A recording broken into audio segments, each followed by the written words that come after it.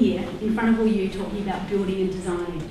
Interesting question, and hopefully through the course of the next 12-15 minutes, I'll be able to take you on the journey as to why I am involved in this.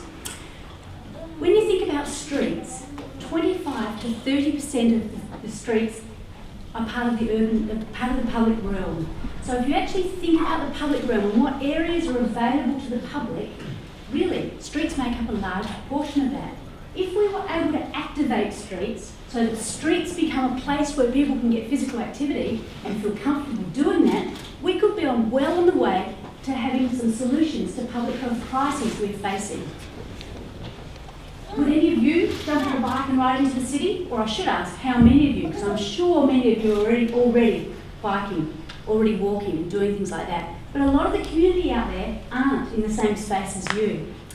A few weeks ago, my daughter Carly, she's 16, she's active, she's a sporty girl, she's into things, said to me, "Mum, I want to ride my bike to Glenelg. I live in the foothills." She hasn't ridden a bike for a long time, apart from on a holiday here and there. But she said, "How shall I get there?" I was like, "Oh, girl." So anyway, I gave her a map and said, go this way, that way, avoid the busy roads, and off she went. I planned to meet her at Glenelg, and I actually met her after work there, and I drove down there and I said, throw the car in the back. Anyway, off she went by herself, very adventurous, and got down to the beach. She is 16, so I thought this is pretty cool. Anyway, got down there and had a swim, jumped back in the car, I threw the bike in the back. On the way home, she spoke to me about the fear she experienced on that ride. Fear, okay? This was very important for me to listen to, because this is not something I feel. I ride into the city quite often. I don't feel that fear. But when you think about what we're asking the public to do, they are feeling this fear. Well, anyway, Carly was. So let me move on. We've got an issue. I probably don't need to speak to you about the lack of physical activity that's happening in the public today. About 50% of people do enough to get health benefit, to reduce their risk of chronic disease. We have an overweight and obesity crisis. Again, I don't need to talk to you about that in detail, but I'm sure you know about it. Do you know about sedentary behaviour? How much time, what happens to you when you sit for too long? This is also a problem, a big problem. It's emerging as an independent risk factor to physical activity. So that means you might go to the gym and get a big dose of physical activity, but you may sit too long. Work, car, TV, sitting too long. Independent risk factor. It's about changing what you do, getting from the ground, from sitting to standing up. We've introduced standing ovations in all the events that the Heart Foundation do now. So think about that today. But it's really important because people sit in a whole day watching things, so they stand up and down. Anyway, better keep moving. But you can see there are standing desks. So think about the things you can introduce into your daily living. But what we know, that it's not about telling people what to do about their life. People generally know they should do things to get more healthy. It's about the environment they live in and what we can do to the environment to support them making those choices to have a healthy, active life. The Heart Foundation's been working in this space for quite a long time. Back some 20 years ago, we started exploring the relationship between physical activity and how we can get more people walking and cycling more often, and the environment. And we did a big piece of work down in Marion. The things we found when we explored that project was that sharing the road, the interrelationship between pedestrians, cyclists, motorists and other road users was really important. People understand that it's a sharing and not just about cars. We also learned about destinations, that people needed to have destinations within walking distance from where they live and work. And we also learned about the importance of community spirit and the importance of people feeling safe and secure in their community. Here we are, some 20 years on, and the evidence has continued to emerge. Lots more people have got into this from an academic perspective, and we now know lots more about it. But particularly we know, it slid off the slide, we particularly know about the 5 Ds. The first one's about density. We know that if a more dense population, medium to high density living actually encourages more people to be physically active. And what we really know is that low density, sticking people in communities way out there with no facilities, no footpaths, and a car only makes them fat and makes them have to drive more. And the evidence is quite clear. So low density places stuck on the fringes of cities without good services and without public transport and things to do really make a difference. Diversity. We know that diversity really helps people feel comfortable about physical activity and doing things. We know design's really important, so designing things, and we've already had a couple of presentations on design. Design, having interesting places to walk to, interesting things to look at. Streets don't always have to be perfect, sometimes they can be a little messy even, but it's actually all the things that are designed into streets to actually enable people to feel comfortable about walking and cycling there. And the next one is around distance to public transport and transit. We know that good access to public transport really makes a difference to people walking and cycling. And public transport, if you look at it, it actually ends up being usually 4 walking trips for 1 bus trip. Walking to, from, on each end. So importantly, we can start to build physical activity into people's daily lives. And lastly, destination accessibility. I've talked about destinations already, but the importance of having places to go, shops, restaurants, good quality public open space. Just having a dodgy little park down the road doesn't actually help. It has to be good quality public open space to get people to walk or move towards it. So last year, and I heard the comment earlier about we shouldn't keep comparing to other cities overseas, but this was really important to me. I went to Vancouver for the Walk 21 conference, Walking in the 21st Century conference. This is a conference that happens annually, okay? Between 600 and 800 people come together to talk about walking. Amazing. In Vancouver, this was about health and the interrelationship between walking and health and how it all fits together. And that's why I was there. And certainly, it was a very interesting time. The important messages from Vancouver for me, and one thing I brought home was that in 1997, the Vancouver transport plan was constructed with pedestrians at the top of the hierarchy instead of being at the bottom. Cyclists were second, public transport third, freight accessing the city was next, and then cars. Now this wasn't about being against cars, it was actually about being pro-people and about actually encouraging people to be involved in that hierarchy of transport and not just cars. So that was back in 1997, and when we were there last year they had very clear figures about the increase of walking and cycling that was happening in the city. Significantly, you could feel what was going on there. There were people everywhere. And it was a very dynamic and happening thing, and the infrastructure had been built there to demonstrate, to support that transport hierarchy. The other one I wanted to mention is Velocity. Velocity is a similar conference, annual conference. It's held all around the world, and it's about cycling. Cycling was in Vancouver this year, actually, and you might know that some of the Velocity people are in town now because Adelaide has won Velocity in 2 years' time, 2014. This is an important thing to think about because Velocity come to a city and want to leave a legacy. So hopefully the investment that comes with the focus being on that conference will actually make a big difference to Adelaide, and it will actually put the spotlight on infrastructure to support cycling. So I'm really excited about that idea. So one of the things I'm involved in, and in my introduction I said I was chair of the Active Living Coalition.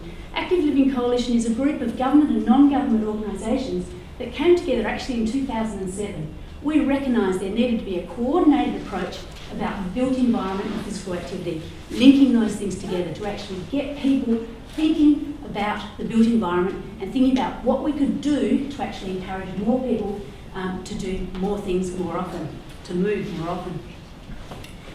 We actually have done a series of projects since 2007, and over that time we've done all sorts of interesting things. The thing I'm going to talk about today is actually a new product which is called Streets for People. Some of you may have heard of it, and if you haven't, I'm very happy to come and get on our website and have a look at it. But this is actually a resource to talk to people Nick mentioned earlier who need to actually be designing and doing things to actually support our community to be more active. The Streets for People model has an approach which actually looks at the street design and actually looks at the purpose of each street and understanding whether it has a link function, so whether it's there about moving transport or moving cars, or it has a function around place. So this is an important thing to think about, actually looking at each street and saying, what's its main purpose? Is it to move cars quickly, and is it actually about saving time?